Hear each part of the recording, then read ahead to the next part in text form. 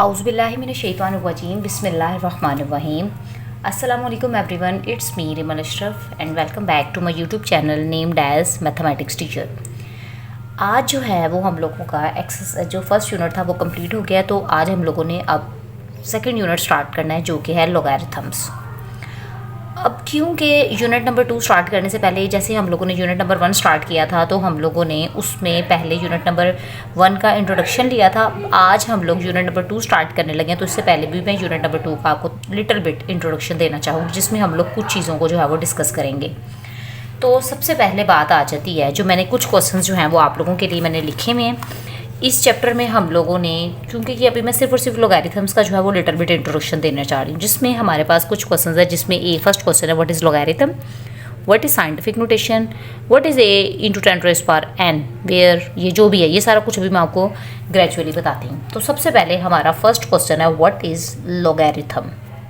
Logarithm basically combination है। Logarithm basically combination है two words का, टू ग्रीक वर्ड्स का, जो कि क्या कहते हैं, टू ग्रीक वर्ड्स हैं जो कि है लोगो और अरिथमस। इनका कम्बिनेशन है जो कि ग्रीक वर्ड्स हैं लोगो और अरिथमस, इनका जो कम्बिनेशन है वो मिलके क्या बना रहा है लॉगरिथम्स। अब बेसिकली लॉगरिथम है क्या, तो जो लॉगरिथम है वो इनवर्स ऑपरेशन है एक्सपोनेंट्स का। इनवर्स ऑपरेशन है, इनवर्स ऑपरेशन है ये किसका, एक्सपोनेंट्स का, मतलब पावर्स का। जैसे कि ये देखो 10 raised power n लिखा हुआ है ना, ये एक एक्सपोनेंशियल फॉर्म है। इसका जो इनवर्स ऑपरेशन होगा ना वो लॉगरिथम होगा। आगे जब हम लोग एक्सरसाइज नंबर नेक्स्ट एक्सरसाइज पे चलेंगे या फर्स्ट एक्सरसाइज पे देखेंगे क्या करना है, वो हम लोग फिर उसमें मैं आपको इसकी जो है वो डिटेल में जो है इसका इंट्रोडक्शन दूंगी कि भाई बेसिकली क्वेश्चंस के जब अकॉर्डिंगली करेंगे ना तो फिर ज़्यादा अच्छी समझ आएगी। नेक्स्ट चीज़ आ गई है व्हाट इज़ साइंटिफिक नोटेशन। तो साइंटिफिक नोटेशन में हम लोग क्या करते हैं, अगर बहुत ज़्यादा बड़ी वैल्यू हो या बहुत छोटी वैल्यू हो, बहुत बिगर वैल्यूज़ को या बहुत स्मॉलर वैल्यूज़ को हम लोगों ने एक मैनेजेबल वे में लिखते हैं। जैसे अगर हमारे पास कोई वैल्यू बहुत ज़्यादा बड़ी है या कोई वैल्यू बहुत ज़्यादा छोटी है तो हम लोग उसको ईजी वे में जब लिख देंगे ना तो उसको कौन सी फॉर्म कहेंगे, साइंटिफिक नोटेशन कहेंगे। ठीक है। अब साइंटिफिक नोटेशन में कोई भी नंबर जो है ना वो इस फॉर्म में आता है, a into 10 raised power n की फॉर्म में। अब यहाँ पे जो a है ना इसको मैं कॉफिशेंट कहूँगी। जैसे कि मेरे पास लिखा हुआ है ना 4.5 इंटू 10 raised power 4, तो ये जो 4.5 होगा ना इसको मैं क्या कहूँगी, कॉफिशेंट। क्या कहूँगी, कॉफिशेंट।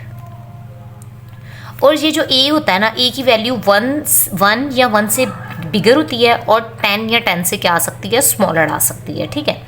अब इसके अलावा ये 10 की पावर में n लिखा हुआ है, n नंबर्स हैं। n जो है वो बिलोंग कर रहा है इंटीजर्स के साथ। z जो होते हैं वो इंटीजर्स होते हैं, प्लस और माइनस वाली वैल्यूज़। अब n अगर 1 से बड़ा होगा, अगर n की वैल्यू ग्रेटर देन 1 होगी, ग्रेटर देन 1 होगी तो ये n पॉजिटिव होगा।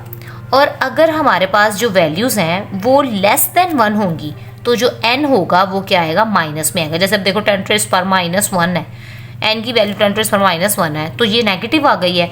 और अगर लेस देन 1 होगी तो ये तो 1 जो है ये लेस देन 1 माइनस, ये -1 जो है वो लेस देन 1 है। 1 से ग्रेटर नंबर कौन से होंगे, 1 हो जाएगा, 2 हो जाएगा, 3 हो जाएगा, 4 हो जाएगा, 5 आ जाएगा, टू सोन। और 1 से लेस नंबर कौन से होंगे, -1, -2, -3, और ये सारे चलते जाएंगे। जितने आगे जाएंगे उतने स्मॉलर होते जाएंगे। ये बात याद रखेंगे, माइनस में जितनी बड़ी वैल्यू एक्चुअल वो उतनी ही छोटी वैल्यू होती है। ये बातें आपको समझ आनी चाहिए। ठीक है। अब हम लोग अपनी अब तक के लिए आज जो है वो मैंने इसका सिर्फ और सिर्फ आपको इंट्रोडक्शन देना था। कल हम लोग स्टार्ट करेंगे एक्सरसाइज नंबर 2.1। अगर आपको इसकी समझ आई होगी तो आपने मेरे चैनल को लाइक भी करना है, सब्सक्राइब भी करना है। और अगर कुछ ना समझ आए हो या अगर आप लोग इसमें कुछ मज़ीद ऐड करना चाहते हैं तो आप लोगों ने कमेंट बॉक्स में उसको ऐड भी कर देना है। होप सो आपको समझ आ गई होगी। अल्लाह हाफ़िज़।